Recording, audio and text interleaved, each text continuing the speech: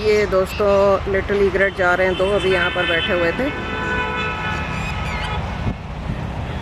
थोड़ा सा पानी है अभी भी यहाँ पर, और यहाँ एक लैपविंग भी है।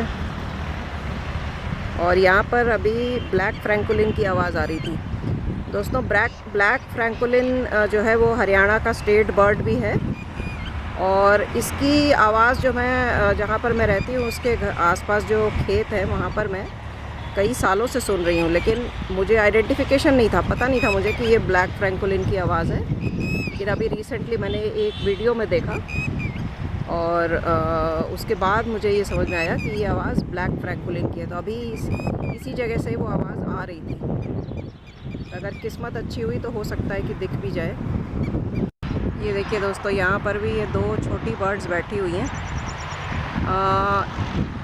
ये मुझे देखने में तो वैसे ही लग रही हैं जैसे वो ओरिएंटल पिपिट थी। इसकी टेल में भी फोक है, और इसका जो बीक है वो बिल्कुल पिंक कलर का है। ये थोड़ी अलग लग रही है, साइज़ में भी थोड़ी छोटी लग रही है ओरिएंटल पिपिट से। इसे मुझे आइडेंटिफाई करना पड़ेगा, घर जाके आइडेंटिफाई करूँगी कि क्या है। दो बर्ड्स हैं ये यहाँ पर। पीछे से ब्लैक फ्रैंकोलिन मतलब काले तीतर की आवाज़ अभी भी आ रही है, लेकिन ज़्यादातर वो एक्सपोज नहीं करते हैं अपने आप को, तो दिखाई देने के चांसेस तो कम ही हैं। लेकिन ये भी एक कुछ नई स्पीशीज़ दिखी है। नई मतलब आप लोगों के लिए नहीं।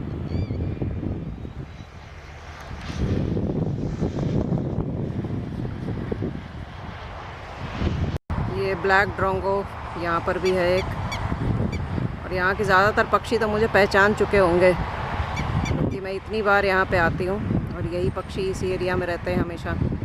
लेकिन हैरानी मुझे ये है कि मुझे इंडियन पॉन्ड हेरन नहीं दिख रहा है बिल्कुल भी। इस समय एक चाइनीज़ पॉन्ड हेरन की बहुत सारी रिकॉर्डिंग आ रही है कोटद्वार उत्तराखंड से, लेकिन जो इंडियन पॉन्ड हेरन होता है वो क्यों नहीं दिखाई दे रहा है, ये मुझे बड़ी हैरानी है इस बात की। समर टाइम पे, इस टाइम पे ऐसे थोड़ा बहुत भी पानी जहाँ पे होता है, जैसे अभी वो ईग्रेट्स दिखे हमें, लिटिल ईग्रेट्स, तो इस तरह से पॉन्ड हेरन तो बड़े कॉमनली बैठे हुए मिल जाते थे यहाँ पर। लेकिन अब क्या कारण है कि ये इतने कम हो गए हैं, या क्या बात है, समझ में नहीं आता।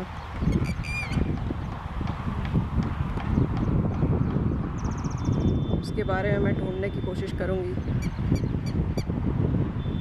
लगातार कॉल किए जा रही है लैपविंग कि मैं यहाँ पर हूँ, तो इसी वजह से ये कॉल कर रही है बार बार।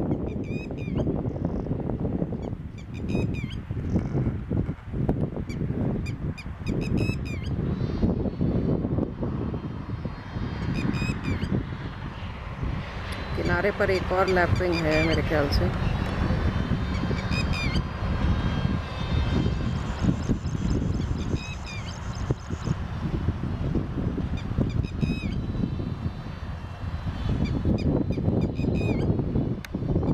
ये देखिए, ये जुवेनाइल रेड वेटल लैपविंग है, और ये जो कॉल कर रही है बार बार ना, ये इसका पेरेंट है, मदर होगी या फादर होगा, और ये बार बार इसको ही बुलाना चाह रही है अपने पास।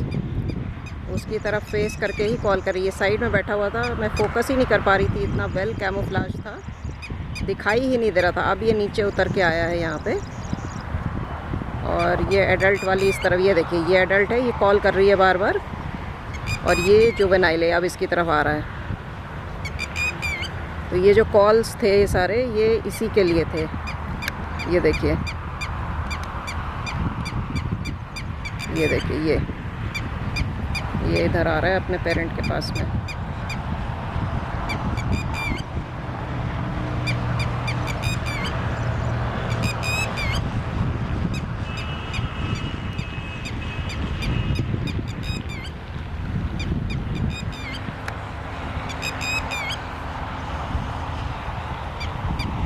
ये पानी के किनारे पे आ गई है, शायद उसे बताने की कोशिश कर रही है कि मुझे फॉलो करो। अभी उस तरफ जा रही है, तो बच्चा थोड़ा कंफ्यूज्ड है, वो अभी भी वहीं पर है, ये जा रहा है वो भी पीछे।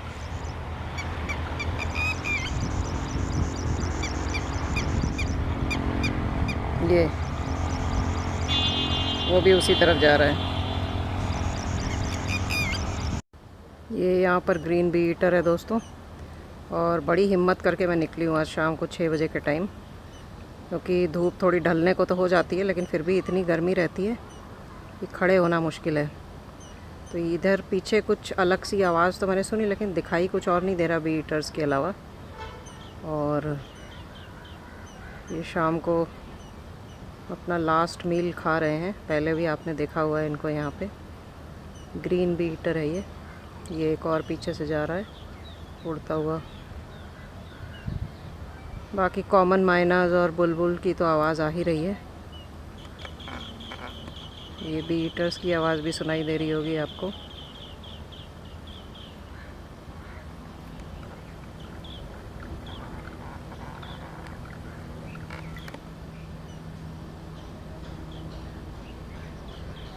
और मून राइज भी हो चुका है ऑलरेडी।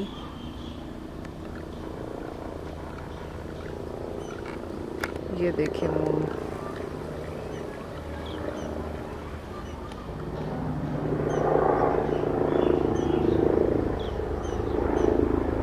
मेरे ख्याल से 2 या 3 दिन बाद पूर्णिमा है, और ये पूर्णिमा बुद्ध पूर्णिमा है। जो वैशाख की पूर्णिमा होती है उसको बुद्ध पूर्णिमा का कहते हैं। और इस बार ये पूर्णिमा उस दिन आ रही है जिस दिन अनुराधा नक्षत्र है।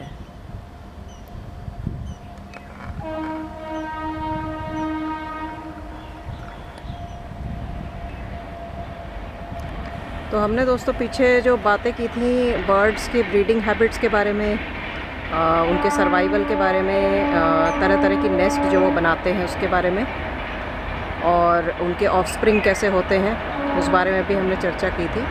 तो आज थोड़ा सोशल बिहेवियर के बारे में डिस्कस करेंगे। ये खेतों में से गेहूं काट लिया गया है। यहाँ पे पूरे गेहूं लगे हुए थे और अक्सर यहाँ से मैंने काले तीतर की आवाज़ सुनी है। तो सोशल बिहेवियर के बारे में जो मैं कह रही थी उसमें पहला ये होता है वो बर्ड्स जो सॉलिटरी रहना पसंद करती हैं। तो मोस्टली जैसे रैप्टर्स वगैरह होते हैं, आपको पता है कि सिंगली रहना पसंद करते हैं और अकेले ही हंट करते हैं। इस वाले पेड़ पे काफ़ी सारे घोंसले हैं, दूर से ये देखिए दिखाई दे रहे हैं, घोंसले हैं इस पर कई। तो मोस्टली जो रैप्टर्स हैं वो अकेले ही रहते हैं और सिर्फ ब्रीडिंग सीज़न में अपने पार्टनर के साथ आते हैं। फिर कुछ बर्ड्स ऐसे हैं जो कि एक मेट चूज़ करते हैं और उसी के साथ लाइफ लॉन्ग रहते हैं, और ये birds generally through out the year pair में ही रहते हैं। तो आपने देखा होगा हॉर्नबिल्स को, जब भी चलेंगे हमेशा पेयर में चलेंगे। इसी तरह सारस क्रेन या दूसरी भी जो क्रेन्स होती हैं वो अपना पेयर जो है फिक्स्ड रखती हैं, और जो है थ्रू आउट द ईयर वो उसी पेयर के साथ, उसी इंडिविजुअल के साथ थ्रू आउट द ईयर रहते हैं। ये पीछे जो है खेतों के पीछे से रेलवे लाइन जाती है। तो ये हो गए वो पेयर वाले बर्ड्स। उसके बाद जो बर्ड्स हैं जो कि फ्लॉक्स में रहती हैं, तो इसमें वो ज़रूरी नहीं है कि जिनके साथ हैं वो सारे उनकी फैमिली के ही हों, लेकिन कुछ बर्ड्स जैसे कि जंगल बैबलर्स के बारे में मैंने बताया, उनमें कोऑपरेटिव ब्रीडिंग होती है। मतलब कि जो बच्चे हैं वो पेरेंट्स के साथ ही रहते हैं, बड़े हो जाने के बाद भी अलग नहीं होते उनसे। और जो एक ही उस पूरे ग्रुप में एक ही पेयर होगा जो मेट करेगा, और जब उसका कोई मेंबर चला जाएगा या उसकी मौत हो जाएगी तब दूसरे को मौका मिलेगा। और ये अपने पेरेंट्स की आगे आने वाले बच्चों की देखभाल करने में मदद करते हैं। इसको कोऑपरेटिव ब्रीडिंग कहते हैं। जंगल बैबलर्स में कॉमनली पाया गया है, और भी बर्ड्स में पाया जाता है। और रिसेंटली कुछ आर्टिकल्स ऐसे छपे हैं, एक बार मैं उन आर्टिकल्स को पढ़ लूँ उसके बाद मैं उसके बारे में आपको बताऊंगी। लेकिन इसके अलावा भी बर्ड्स फ्लॉक्स में रहती हैं, जैसे कि स्टारलिंग्स हैं। तो आपको पता है कि स्टारलिंग्स फ्लॉक में रहती हैं, और बहुत बड़े फ्लॉक्स भी इनके होते हैं जिसमें कि मर्मुरेशन देखा गया है। तो ये सारे आपस में रिलेटेड हों कि फैमिली के हों, ऐसा ज़रूरी नहीं है। तो इस तरह का फ्लॉक है जो कि सेम स्पीशीज़ के बर्ड्स का बना हुआ है। उसके बाद आपको पता ही है कि एक मिक्स स्पीशीज़ फ्लॉक होता है, उसके बारे में भी मैंने काफ़ी बार आपको बताया हुआ है कि अलग अलग स्पीशीज़ की बहुत सारी बर्ड्स उस फ्लॉक में एक साथ आती हैं, और उनका मेन पर्पस होता है खाना ढूंढना और प्रेडेटर्स से अपने आप को प्रोटेक्टेड रखना। तो वो साथ साथ ही खाना ढूंढते हैं और एक जगह से दूसरी जगह साथ साथ ही मूव करते हैं। तो इसको कहते हैं मिक्स स्पीशीज़ फ्लॉक। और ये मोस्टली फॉरेस्ट बर्ड्स में पाया जाता है और इंसेक्टिवोरस बर्ड्स में पाया जाता है, जो कि इंसेक्ट्स खाती हैं सारी। तो इसमें आपको अलग अलग तरीके की कई सारी बर्ड्स मिल जाती हैं। उसमें बुलबुल भी हो सकती है, उसके अंदर अलग अलग टाइप की फ्लाई कैचर्स हो सकती हैं, टिट्स हो सकती हैं और मिनीवेट्स हो सकती हैं। तो इस तरह के जो फ्लॉक्स होते हैं वो मिक्स स्पीशीज़ फ्लॉक्स कहलाते हैं। उसके बाद जो वाटर बर्ड्स होती हैं, वो एक वाटर बॉडी के पास अलग अलग स्पीशीज़ के बहुत सारे बर्ड्स मिल जाएंगे आपको, लेकिन उसको मिक्स स्पीशीज़ फ्लॉक इसलिए नहीं कहते क्योंकि वो सब अलग अलग वहाँ पर आते हैं और अलग अलग ही चले जाते हैं। उनका जो कॉमन अट्रैक्शन है उस जगह पर वो है हैबिटेट, मतलब वहाँ पर उनको खाने की चीज़ मिलती है, जो उनका भोजन है वो उनको वहाँ पर मिलता है अच्छी मात्रा में, इसलिए वो आते हैं। और जब तक वो खाना वहाँ रहता है वो वहाँ रहते हैं, उसके बाद वो अलग अलग चले जाते हैं। तो वो मिक्स स्पीशीज़ फ्लॉक नहीं कहा जाएगा, लेकिन हाँ ये सोशल बिहेवियर में डेफिनेटली आएगा कि जब तक वो वहाँ पर हैं वो साथ साथ आपको मिलेंगे उस जगह पर। और जाहिर सी बात है, जब साथ साथ कोई भी रहेगा तो उसके आपस में इंटरेक्शन होंगे। अभी इस बी ईटर ने कुछ कीड़ा खाया है, तो इस तरह का सोशल बिहेवियर होता है बर्ड्स के अंदर। और जिन बर्ड्स में आपस में फैमिली बॉन्डिंग बड़ी स्ट्रॉन्ग होती है, जैसे कि बैबलर्स में, उनमें हायरार्की भी होती है, जो सीनियर बर्ड्स हैं और जो जूनियर छोटे बर्ड्स हैं, तो किस तरह से आपस में अपनी रिस्पॉन्सिबिलिटीज़ डिवाइड करते हैं और कौन किसको प्रोटेक्ट करता है, ये सारी चीज़ें भी मैंने अपने पहले के वीडियोज़ में शेयर की हुई हैं। तो जनरली बैबलर्स में क्या होता है कि जो बड़ी उम्र की बर्ड्स होती हैं वो छोटे उम्र के बर्ड्स को प्रोटेक्ट करती हैं, और जो छोटी उम्र के बर्ड्स होते हैं वो अपने पेरेंट्स के आने वाले ऑफस्प्रिंग की देखभाल करते हैं। और ऐसा करने में इनका क्या फ़ायदा है, क्योंकि जाहिर सी बात है कि डार्विन्स की जो थ्योरी है नेचुरल सिलेक्शन की, उसके तो ये अगेंस्ट जाता है, लेकिन इनको कुछ ना कुछ फ़ायदा होगा, तभी तो इन्होंने इस तरह का अडेप्टेशन किया है। तो वो फ़ायदा ये है कि बड़े ग्रुप में रहकर और अलग से अपनी एक फैमिली ना बनाकर ये बर्ड्स अपनी सर्वाइवल और लॉन्ग लाइफ को इंश्योर करती हैं और अपनी लाइफ को प्रोलॉन्ग करती हैं। तो यही मिला है अब तक, अभी रिसर्च जारी है इस बात पे, और ये एक बड़ी इम्पॉर्टेंट फाइंडिंग है जो कि बैबलर्स के बारे में नोट की गई है। तो ये कुछ बर्ड्स के सोशल बिहेवियर की बातें हुई। अभी और भी बहुत कुछ है जो कि सोशल बिहेवियर में आता है। ये देखिए एक लैपविंग जा रही है यहाँ पर, क्योंकि अब ये खेत खाली हो गए हैं तो यहाँ पर ये लैपिंग्स अंडे दे देती हैं। तो उसके बाद थोड़े दिनों में यहाँ पर धान उगाया जाएगा, तो दोबारा से ये देखी जा रही है, तो दोबारा जो है यहाँ पर फिर से एक बार हरियाली लहलहाएगी। तो इसके अलावा सोशल बिहेवियर में इनके इंटर और इंट्रा स्पीशीज़ इंटरेक्शंस भी आते हैं। इनकी आपस में जो कम्युनिकेशन होती है, जो भाषा होती है कम्युनिकेशन की, वो भी आता है।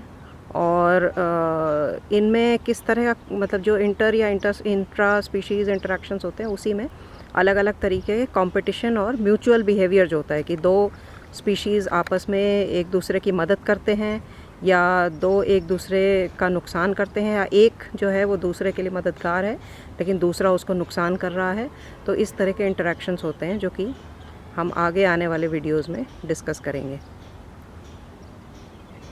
और ये बी ईटर्स का पेयर बैठा हुआ है।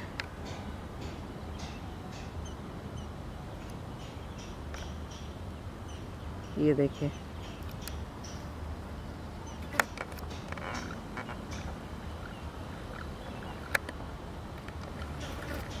और यहाँ चंद्रमा है।